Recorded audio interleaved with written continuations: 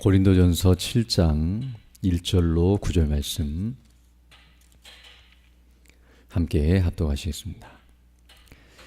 너희가 쓴 문제에 대하여 말하면 남자가 여자를 가까이 아니함이 좋으나 음행을 피하기 위하여 남자마다 자기 아내를 두고 여자마다 자기 남편을 두라. 남편은 그 아내에 대한 의무를 다하고 아내도 그 남편에게 그렇게 할지라.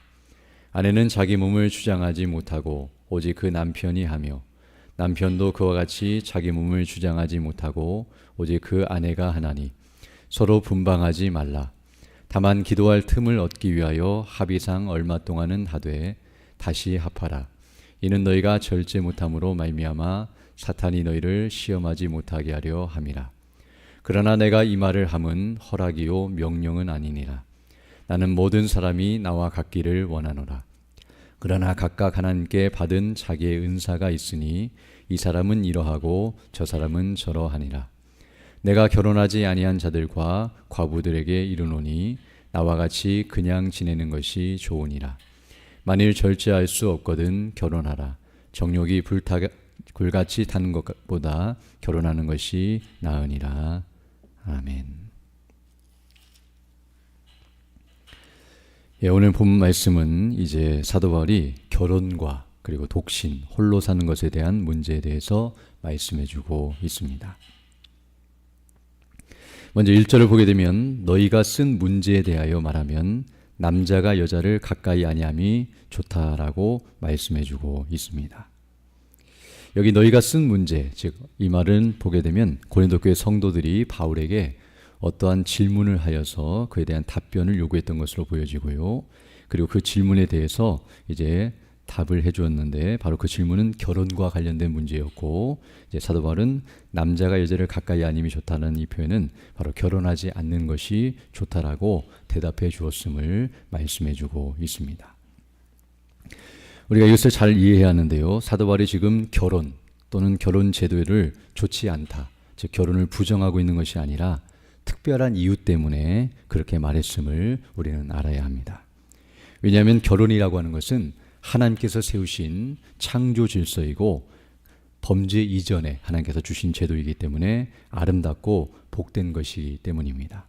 만약 사도 바울이 결혼을 하지 마라, 결혼은 안 좋은 것이다 라고 말하거나 또 결혼이 죄를 지은 이후에 하나님께서 어쩔 수 없이 주신 그런 제도여서 좋지 않다라고 말하고 있다고 한다면 그것은 성경을 부정하거나 또 잘못된 교훈을 말하는 것이기 때문에 합당치 못하는 것을 알게 되며, 바로 사도 바울도 결혼이 무엇인지를 정확히 알고 있었고 아름답고 복된 것이지만 그러나 특별한 이유 때문에 이렇게 말할 수밖에 없음을 우리는 알게 됩니다.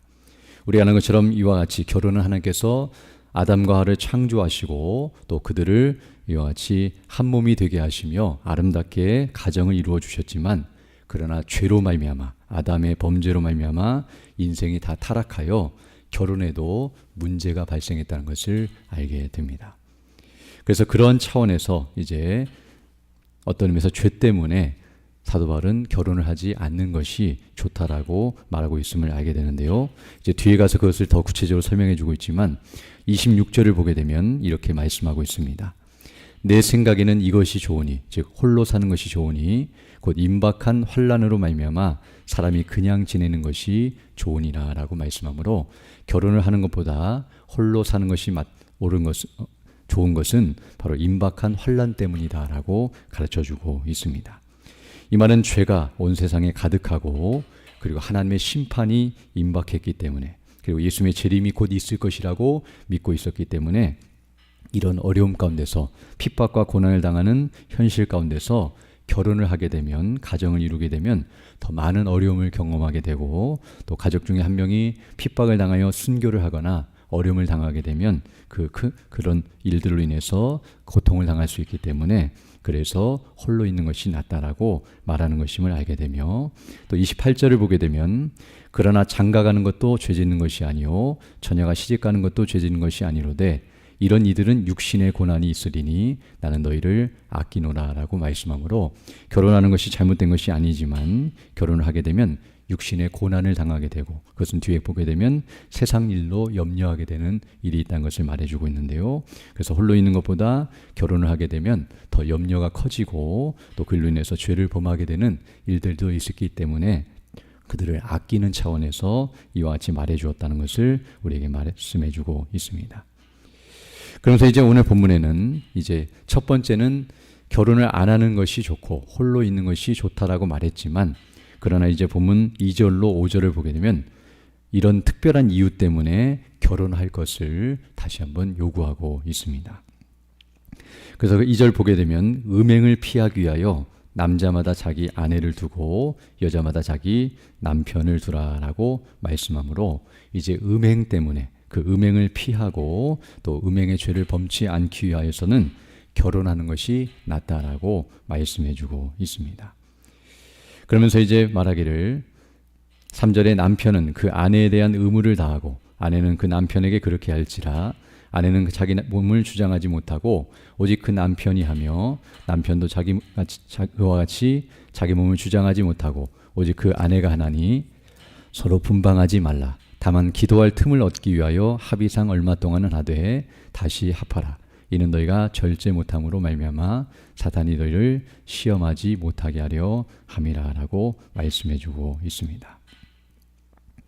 즉 오늘 본문을 보게 되면 음행을 피하기 위하여 결혼할 것을 말하고 있고, 왜 그러냐면 결혼하지 않고 홀로 있게 되면 바로 이 음행의 죄를 범할 수 있는 유혹과 위험이 더 커질 수 있기 때문임을 말해주고 있습니다. 최소한 제도적으로 이렇게 결혼을 하여 한 가정을 이루게 되면 그런 유혹이 있다 할지라도 이겨낼 수 있는 힘이 있고 또 그 안에서 해결하기 때문에 이런 문제에 대해서 쉽게 유혹되지 않지만, 홀로 있게 되면 세상의 그런 유혹과 또 여러 가지 방탕한 그런 모습들을 보면서 음행의 죄에 빠질 수 있는 위험이 있기 때문에 바로 그것을 피하고 방지할 목적으로 결혼할 것을 말해주고 있습니다. 물론 이것만이 결혼을 하는 목적은 아니지만 바로 이런 차원에서 앞에서 바로 결혼을 하지 말라고 처음에는 말했던 부분에 대해서 이렇게 결혼할 수 있는 부분도 있다는 것을 말해주고 있습니다. 그러면서 특별한 경우가 아니라고 한다면 분방하지 말고 음행의 유혹에 빠지지 않도록 남편과 아내가 서로 주의하며 노력해야 한다는 사실 또한 가르쳐 줌으로써 결혼한다고 해서 자연스럽게 음행의 유혹에 빠지지 않는 것이 아니라 서로 그것을 위해서 주의하고 돕고 또 그 일을 위해서 애써야 한다는 사실 또한 우리에게 가르쳐주고 있습니다. 그러면서도 이제 오늘 본문 6절로 9절을 보게 되면, 그러나 가능하다면 사도 바울처럼 홀로 있는 것이 낫다라고 말하면서, 그렇지 않을 경우에는 결혼하는 것도 낫지만 그 두 가지를 잘 지혜롭게 선택할 것을 말씀해주고 있습니다. 그래서 6절을 보게 되면, 그러나 내가 이 말을 함은 허락이요 명령은 아니니라. 나는 모든 사람이 나와 같기를 원하노라 라고 말씀하므로 사도 바울은 결혼하지 않고 홀로 산 것으로 보여지는데요.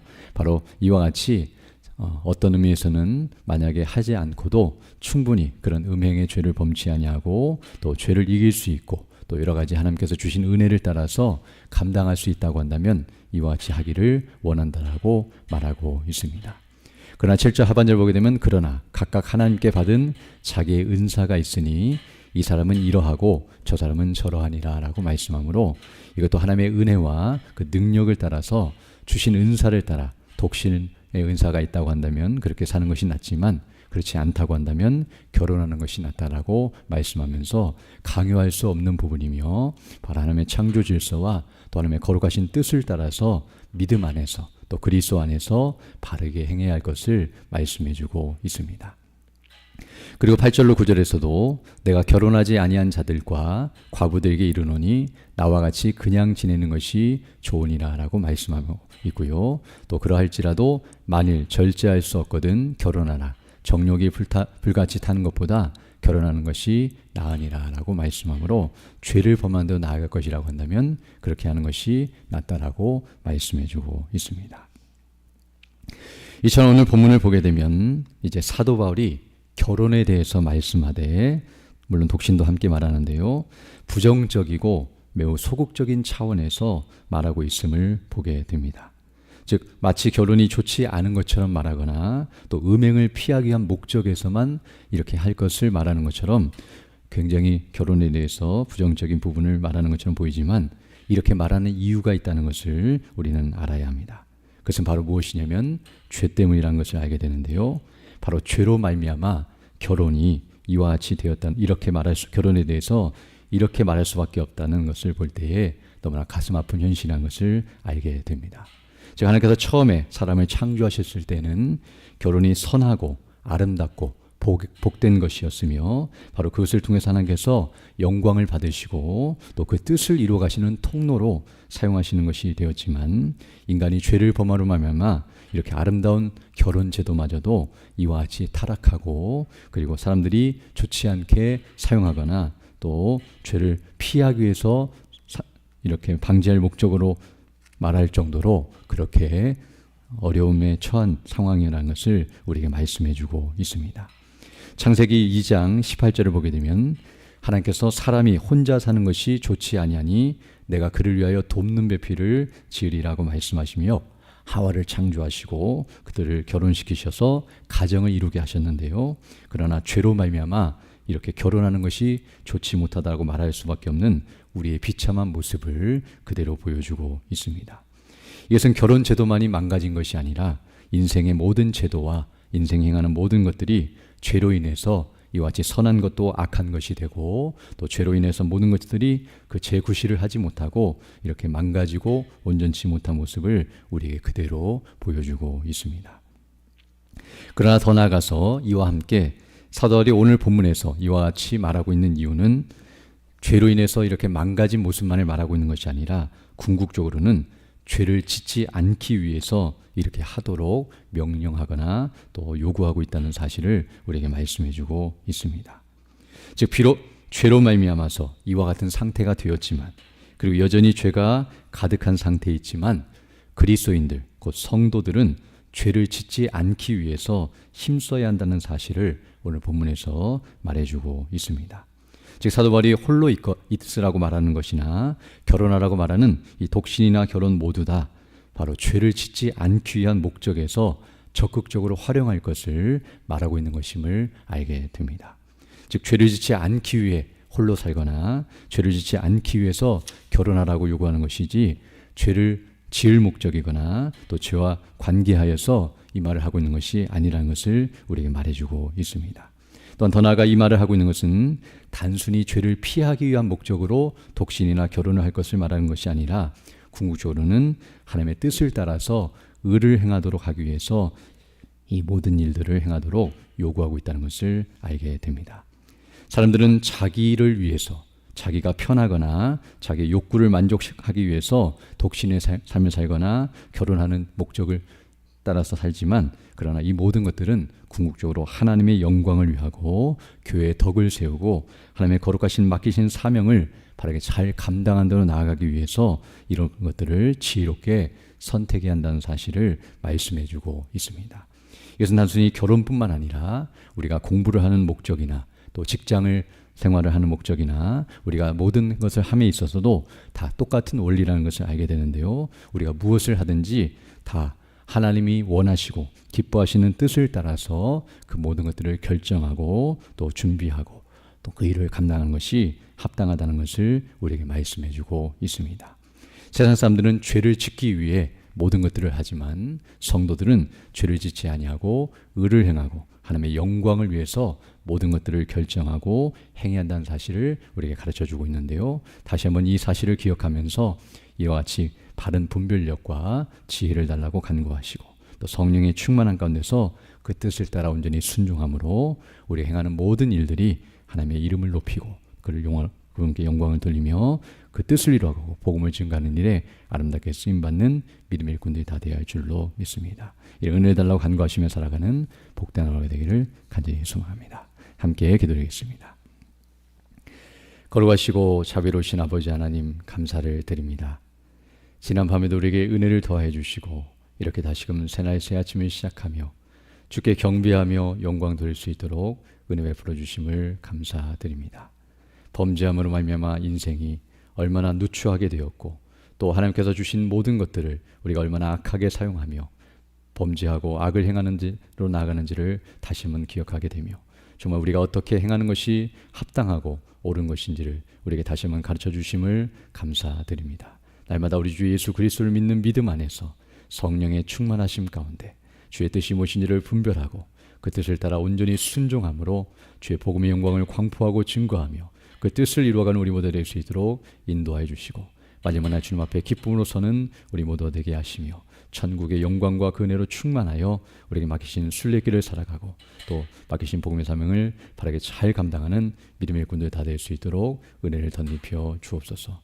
연약한 주님 백성들 일일이 기억해 주시고 치료해 주시고 회복해 주셔서 더 건강한 모습으로 주의 일에 힘쓰는 믿음의 사람들 다 될 수 있도록 은혜를 더하여 주옵소서. 이 시간 기도해도 주의 성령께서 함께하사 믿음으로 주의 뜻을 간구하는 귀한 시간 되게 하시고 그 뜻을 따라 살아가는 복된 하나가 될 수 있도록 은총을 더하여 주옵소서. 우리 구주 예수님 이름으로 기도드립니다. 아멘. 하늘에 계신 우리 아버지, 아버지의 이름을 거룩하게 하시며 아버지의 나라가 오게 하시며 아버지의 뜻이 하늘에서와 같이 땅에서도 이루어지게 하소서. 오늘 우리에게 일용할 양식을 주시고 우리가 우리에게 잘못한 삶을 용서하여 준 것 같이 우리 죄를 용서하여 주시고 우리를 시험에 빠지지 않게 하시고 악에서 구하소서. 나라와 권능과 영광이 영원히 아버지의 것입니다. 아멘. 기도하시고 들어가시기 바랍니다.